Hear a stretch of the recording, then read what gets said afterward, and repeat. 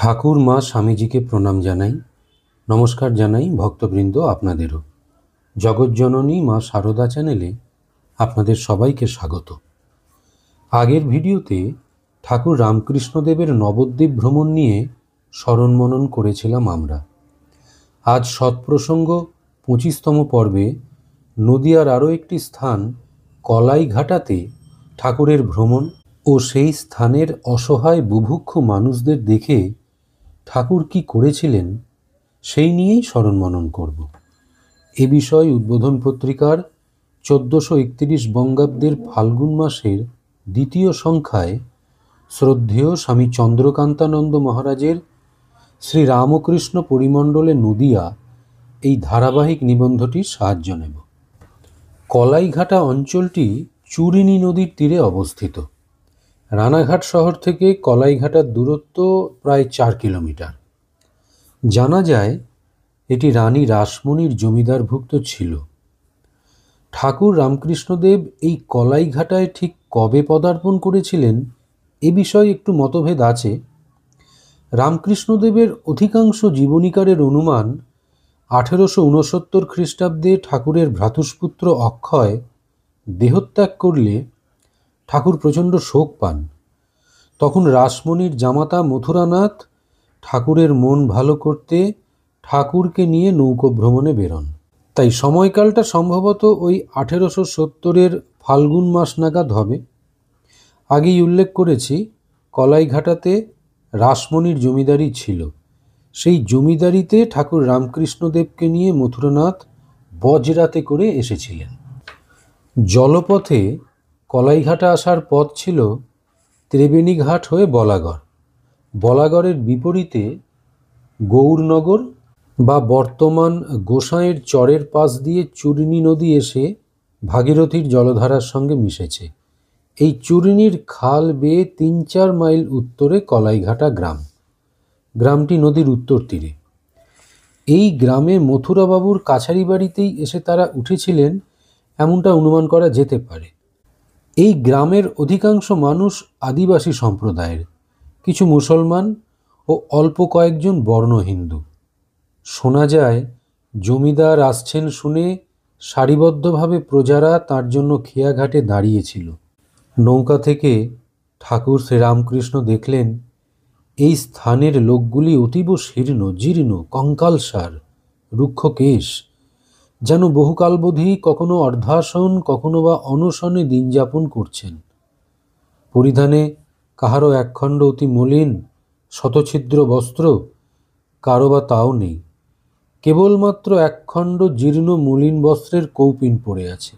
ঠাকুর শ্রীরামকৃষ্ণদেব এদের অবস্থা দেখে কেঁদে ফেলে মা জগদম্বার কাছে অনুযোগ করলেন, মা, তোর এই কি বিচার মা? কারোর ঐশ্বর্যের সীমা নেই, আবার কেউ বা অন্যভাবে মারা যাচ্ছে। মা, তোর রাজ্যে এমন অবিচার কেন মা? মথুরবাবু তাকে কাতর দেখে কারণ জিজ্ঞাসা করলে তিনি এই দরিদ্র নিপীড়িত মানুষগুলোকে দেখিয়ে বললেন, দেখো মথুর, এদের দুঃখ দেখে আমার বুক ফেটে যাচ্ছে। আমি আর এ কষ্ট দেখতে পাচ্ছি নি। তুমি এদের তেল দাও, কাপড় দাও, আর ভালো খাবার দাও। এরা তেল মেখে স্নান করে সবাই এক একখানি নতুন কাপড় পরে ভালো খাবার খাক। আর তুমি যতদূর পারো এদের দুঃখ দূর করো। আমি দেখি, এদের মতন দুঃখী কখনো দেখিনি। এটা শুনে মথুরবাবু একটু ইতস্তত করতে লাগলেন।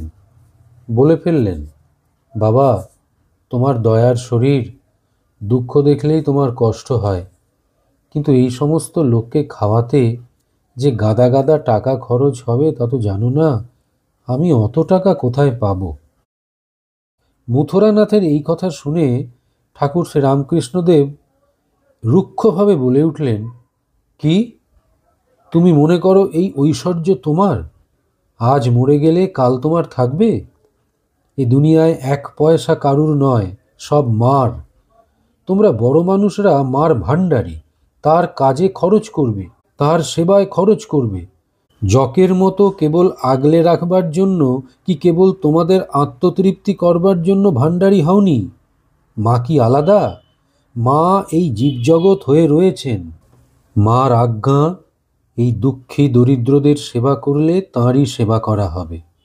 তাঁরই আজ্ঞা জেনে এই সমস্ত দুঃখী লোকের সেবা করো, যত টাকা লাগে খরচ করো। তার ধন তিনি সঞ্চয় করে তোমাদের কাছে রেখেছেন, কেবল তোমাদের নিজের সুখের তরে খরচ করবার জন্যে নয়। যতদূর পারো এদের দুঃখ দূর করো, তার আজ্ঞা। ঠাকুরের কথায় মথুরবাবু অগত্যা সম্মত হয়ে সমস্ত ব্যবস্থা করেছিলেন। চূর্ণির ধারে বটগাছের ছায়ায় সকলকে বসিয়ে পেট ভরে খিচুড়ি খাওয়ানো হয়েছিল। এর মধ্যে একদিন সকলকে এক মাথা তেল আর পুরুষদের কাপড় ও মহিলাদের শাড়ি দেওয়া হয়। নিরন্ন মানুষদের তৃপ্তি করে খেতে দেখে ঠাকুর শ্রীরামকৃষ্ণদেব আনন্দে নৃত্য করেছিলেন। কলকাতা থেকে গাঁট গাঁট কাপড় এনে বিলির ব্যবস্থা করেছিলেন মথুরবাবু। শোনা যায় পাশের গ্রাম থেকে বহু মানুষ এসেছিল। প্রায় 700 মানুষকে একসঙ্গে বসে খেতে দেখে ঠাকুর শ্রীরামকৃষ্ণদেব আনন্দে পুলকিত হচ্ছিলেন এবং তাঁর সেই আনন্দময় মূর্তি দেখে মানুষের মনে দৃঢ় ধারণা হয়ে গিয়েছিল যে তিনি মানুষ নন, দেবতা।